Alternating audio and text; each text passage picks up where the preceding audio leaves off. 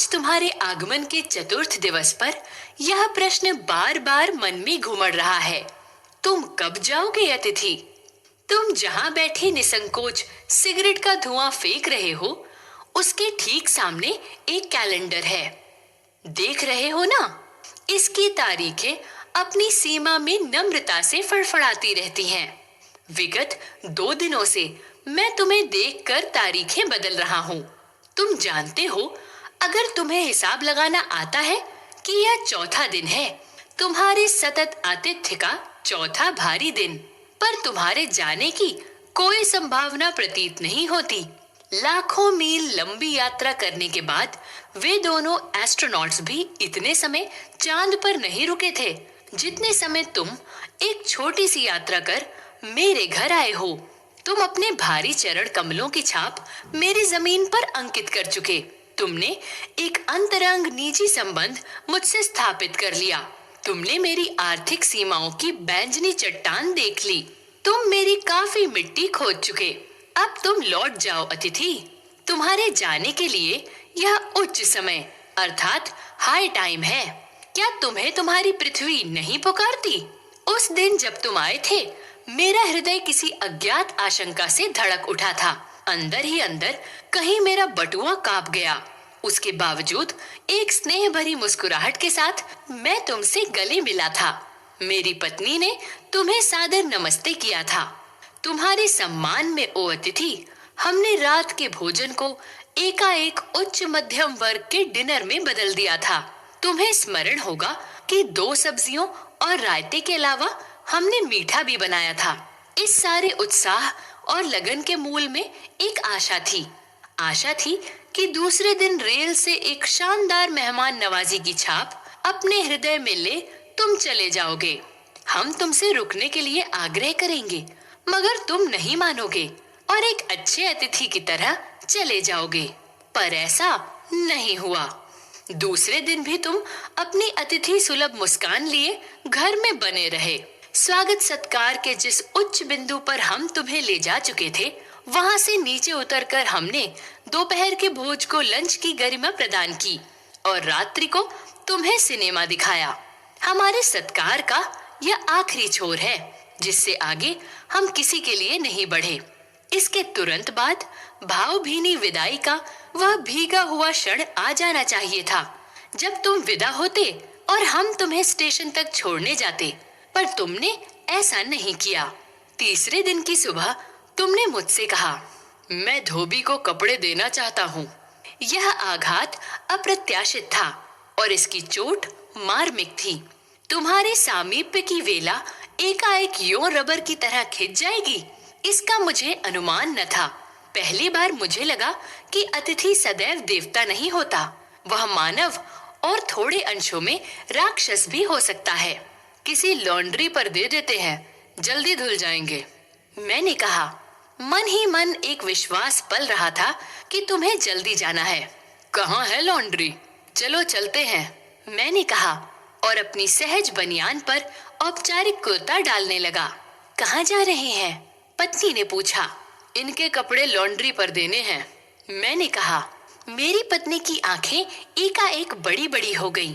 आज से कुछ बरस पूर्व उनकी ऐसी आंखें देख मैंने अपने अकेलेपन की यात्रा समाप्त कर बिस्तर खोल दिया था। पर अब जब वे ही आंखें बड़ी होती हैं, तो मन छोटा होने लगता है। वे इस आशंका का और भय से बड़ी हुई थी कि अतिथि अधिक दिनों ठहरेगा, और आशंका से निर्मूल नहीं थी अतिथि। तुम जा नहीं रहे। लॉन्ड्री पर दिए कपड़े धुलकर आ गए और तुम यहीं हो। तुम्हें देखकर फूट पड़ने वाली मुस्कुराहट धीरे धीरे फीकी पड़कर अब लुप्त हो गई है। ठहाकों के रंगीन गुब्बारे जो कल तक इस कमरे के आकाश में उड़ते थे, अब दिखाई नहीं पड़ते। बातचीत की उछलती हुई गेंद चर्चा के क्षेत्र में सभी कोनलों से टप्पे खाकर फिर सेंटर में आकर चुप पड़ी है। अब इसे ना तुम हिला रहे हो न मैं। कल से मैं उपन्यास पढ़ रहा हूँ और तुम फिल्मी पत्रिका के पन्ने पलट रहे हो। शब्दों का लेन देन मिट गया और चर्चा के विषय चुक गए। परिवार, बच्चे, नौकरी, फिल्म, राजनीति, रिश्तेदारी, तबादले, पुराने दोस्त, परिवार नियोजन, महंगाई, साहित्य और यहाँ तक कि आंख मार मार कर हमने पुरानी प्रेमिकाओं का भी जिक्र कर लिया। और अब एक चुप्पी है। सौहार्द अब शनय शनय बोरियत में रूपांतरी हो रहा है। भावनाएं गालियों का स्वरूप ग्रहण कर रही हैं, पर तुम जा नहीं रहे। किस अदृश्य गोंद से तुम्हारा व्यक्तित्व यहाँ चिपक गया है? मैं इस भेद को सपरिवार नहीं समझ पा रहा हूँ। बार बार यह प्रश्न उठ रहा है, तुम कब जाओगे अतिथि? कल पत्नी ने धीरे से पूछा। कब तक टिकेंगे ये? मैंने कंधे उचका दिए। क्या कह सकता हूँ? मैं तो आज खिचड़ी बना रही हूँ, हल्की रहेगी। बनाओ। सत्कार की ऊष्मा समाप्त हो रही थी। डिनर से चले थे, खिचड़ी पर आ गए।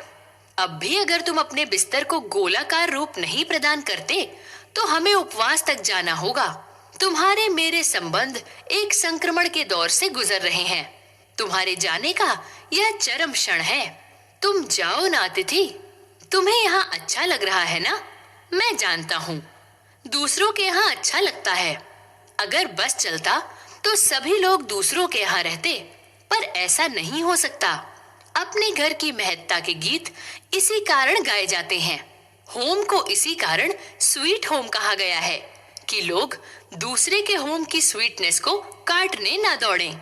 तुम्हें यहाँ अच्छा लग रहा है, पर सोचो प्रिय कि शराफत भी कोई चीज होती है और गेट आउट का भी एक वाक्य है जो बोला जा सकता है। अपने खर्राटों से एक और रात गुंजायमान करने के बाद कल जो किरण तुम्हारे बिस्तर पर आएगी वह तुम्हारे यहाँ आगमन के बाद 5वें सूर्य की परिचित किरण होगी। आशा है वह तुम्हें चूमेगी और तुम लौटने का सम्मानपूर्ण निर्णय ले लोगे। मेरी सहनशीलता की वह अंतिम सुबह होगी। उसके बाद मैं स्टैंड नहीं कर सकूंगा और लड़खड़ा जाऊंगा। मेरे अतिथि, मैं जानता हूँ कि अतिथि देवता होता है, पर आखिर मैं भी मनुष्य हूँ। मैं कोई तुम्हारी तरह देवता नहीं।